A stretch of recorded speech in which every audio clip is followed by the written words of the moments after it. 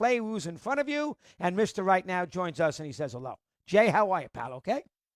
How are you, Chris? Good to talk. Yes, sir. How about you? How about you? You walk out of the Big East, you're in a little trouble, you're banged up and everything else. You told us on Selection Sunday, you know what? They get sick of me, I'll get them into it. You get a 34-6 run against Winthrop, against North Texas in round 2. You're hanging there and you beat Winthrop, and here it is, you're in the round of 16. That's a hell of a job getting your team rebounded here in Indianapolis for these first 2 rounds. Let me hear your thoughts. Go ahead. Well, you and I talked. I think it was on Sunday, right? And we had been in New York. We lost on Thursday to Georgetown. We stayed in New York Friday, Saturday, Sunday. We practiced every day at Basketball City. We watched a lot of film. We got Justin Moore back healthy. Like on Sunday, he practiced. Then we got out of here to Indianapolis, and we got 3 days of practice. So, having lost Colin Gillespie and Demir Cosby-Roundtree, our 2 seniors, getting all those practices in really, really helped us. And I feel like we got organized and got a kind of a new chemistry about us. And, getting a win helps, gives you a little confidence. I thought we played really well against North Texas and played with great confidence. And I'll tell you, everybody loved Winthrop. Everybody knows that Winthrop is dangerous, and they have won games in the tournament. In everybody's bracket, they thought that maybe had a vulnerable 5th seed in you guys. Everybody runs for Winthrop. I know you like a book. You must have taken that and got that message across. Guys, they all think we're going to lose in this first round. Let's show them. That probably helped you that Winthrop was the opponent, correct?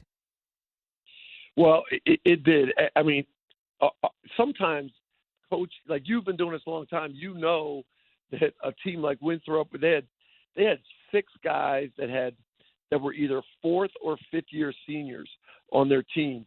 They were a veteran team. They won their regular season championship. They won their tournament championship.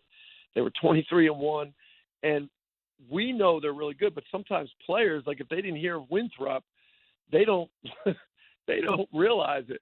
And you know what happens with players a lot, Chris? They feel like, well, I wouldn't have gone there. If they recruited me, I wouldn't have gone there. So we're better than them. They don't know how good these teams are. But then they did realize that everybody was picking us, and we were a vulnerable 5 seed because, not having Gillespie, we had lost 2 in a row. So they knew that, and it definitely did make them dial into that game and really focus on the Winthrop scout. And once we started that game, they knew how good they were. So it definitely helped us. All right, North Texas, they beat Purdue. So if it was North Texas beating, Abilene Christian before you play, nobody's going to pay attention. But the fact that they beat Purdue the way they beat Purdue in overtime, they played really well. You didn't have to do anything there. Guys, they beat Purdue. If they can beat Purdue, they can beat us. So let's take them seriously. That probably helped beating the Boilermakers in the first round too, right? Exactly. And we didn't play in the NCAA tournament last year, but the year previously, we played a really tough St. Mary's team in the first round, coming off winning the Big East championship, and then we got Purdue in the second round, and they had Carson Edwards. You remember him? He just lit up. The guard. He might have had 40. I mean, I'm not exaggerating. He might have had 40, and so our guys knew. Again, you always think about how players think. That's more important than how coaches think. They probably were looking at that game and saying, all right, we know how good Purdue is. They waxed us 2 years ago in the tournament. And then they watched the film of how really North Texas controlled that game the whole game. Purdue came on at the end to send it into overtime. And then North Texas controlled the overtime. So they had great respect for North Texas coming into that game. 100%. You got the game. That's exactly what happened. Purdue's lucky they got that game in overtime. Let's do a couple of the logistics first, then we'll get a couple of questions out of you with Balor and let you run. I appreciate a few minutes here. I know you're busy. Has it been tricky? You got 6 days off now with nothing going on. You had a lot of time off last week. Friday night, 10 o'clock. Took a while to get there. How are you feeling the time here in a dead city right now in COVID? Let me hear your thoughts.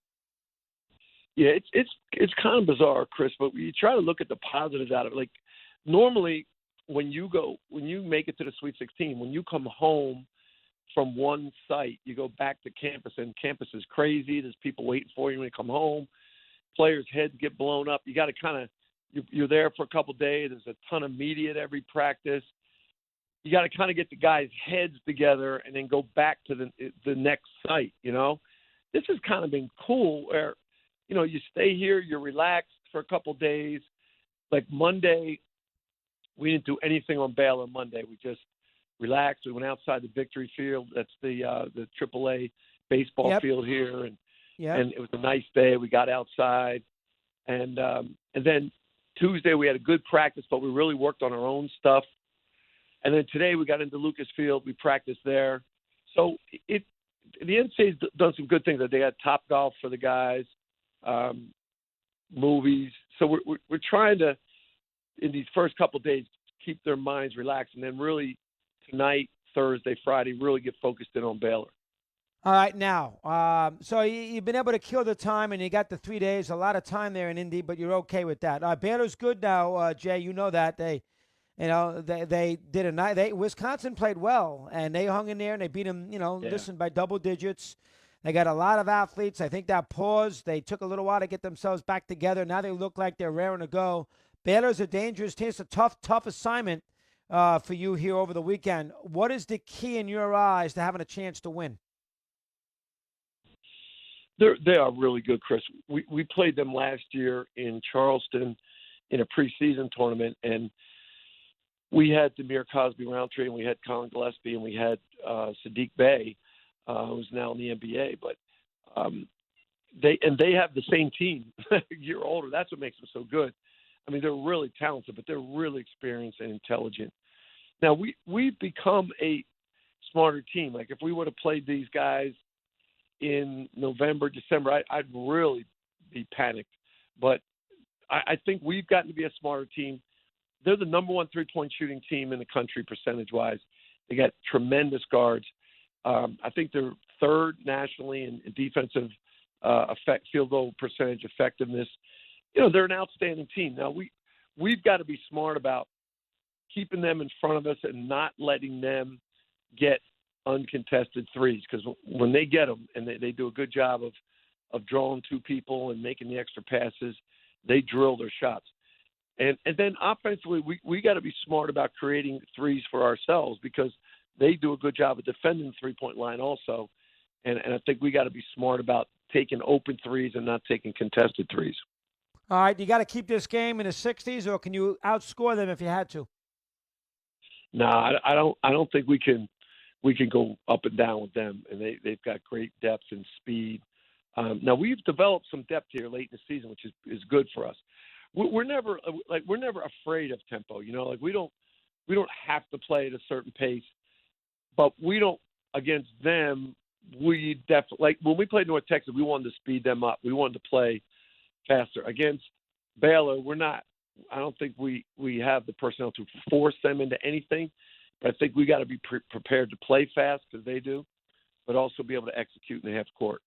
Excellent job, Jay. I know you're running, and I appreciate a few minutes. We'll talk next week if you survive. We love you. Thanks for a couple minutes here today. Thanks again to the phone. Appreciate it. All right, Chris. You got it, buddy. Take care, man. You got it, Jay Wright. Take a timeout. 13 in front of the hour. We're on Mad Dog Unleashed.